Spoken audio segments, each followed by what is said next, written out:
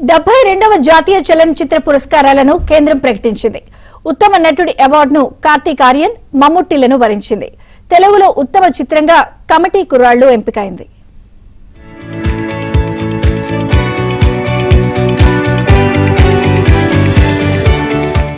భారతీయ చలనచిత్ర రంగంలో అత్యంత ప్రతిష్టాత్మకమైన 72వ జాతీయ చలనచిత్ర పురస్కారాలను కేంద్ర ప్రభుత్వం ప్రకటించింది. 2024 సంవత్సరంలో విడుదలైన వైవిధ్యభరితమైన భారతీయ చిత్రాలకు గాను కేంద్ర సమాచార ప్రసార శాఖ ఈ అవార్డులను అధికారికంగా ప్రకటించింది. ప్రముఖ south film maker Jayaraj jury chairman గా వ్యవహరించిన ఈ అవార్డ్స్ లో మమ్ముట్టి, కార్తీక్ ఆర్యన్ ఉత్తమ నటులుగా ఎంపికయ్యారు. ఆమె గౌతమ్ ఉత్తమ నటిగా అవార్డును గెలుచుకున్నారు. తెలుగు నుంచి విఎన్ ఆదిత్య కమిటీ మెంబర్ గా ఉన్నారు.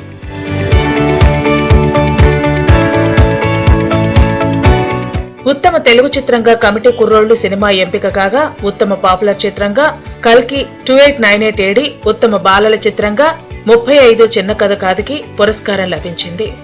పుష్ప 2 సినిమాకు 2 అవార్డులు లభించాయి. బెస్ట్ స్క్రీన్ ప్లే రైటర్ గా సుకుమార్, బెస్ట్ కాస్ట్యూమ్ డిజైనర్ గా దీపాలి నూర్, శీతల్ శర్మకు అవార్డులు వరించాయి. బెస్ట్ డైలాగ్ రైటర్ గా లక్కీ భాస్కర్ దర్శకుడు వెంకీ అట్లూరి, కల్కి సినిమాకు best production designer Nitin Zihani చౌదరిని ఎంపిక చేశారు. Telugu film committee Kurrollu, the carnival committee, for its heartfelt and authentic portrayal of friendship, community and changing social realities in rural Andhra Pradesh. The film captures complexities of local politics while celebrating the enduring spirit of togetherness and reconciliation.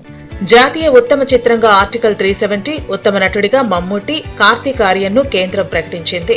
ఉత్తమ నటిగా article 370 నటి యామి గౌతమ్ కు award వరించింది.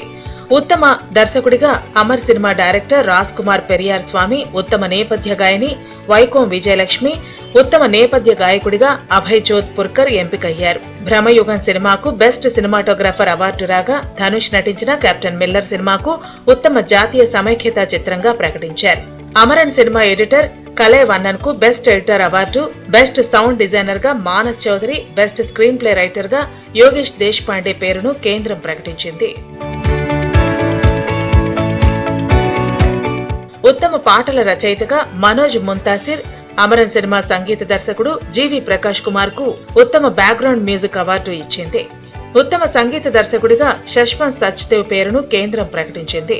ఉత్తమ తమిళ చిత్రంగా రాయన్, ఉత్తమ మలయాళ చిత్రంగా feminist Fatima, ఉత్తమ కన్నడ చిత్రంగా మిథ్య, ఉత్తమ హిందీ చిత్రంగా శ్రీకాంత్, ఉత్తమ గుజరాత్ చిత్రంగా మారన్, ఉత్తమ బెంగాలీ చిత్రంగా చల్ చిత్ర ఎఖో, బెస్ట్ ఫిల్మ్ క్రిటిక్ గా సంజీవ్ శ్రీవాస్తవకు అవార్డు వచ్చింది.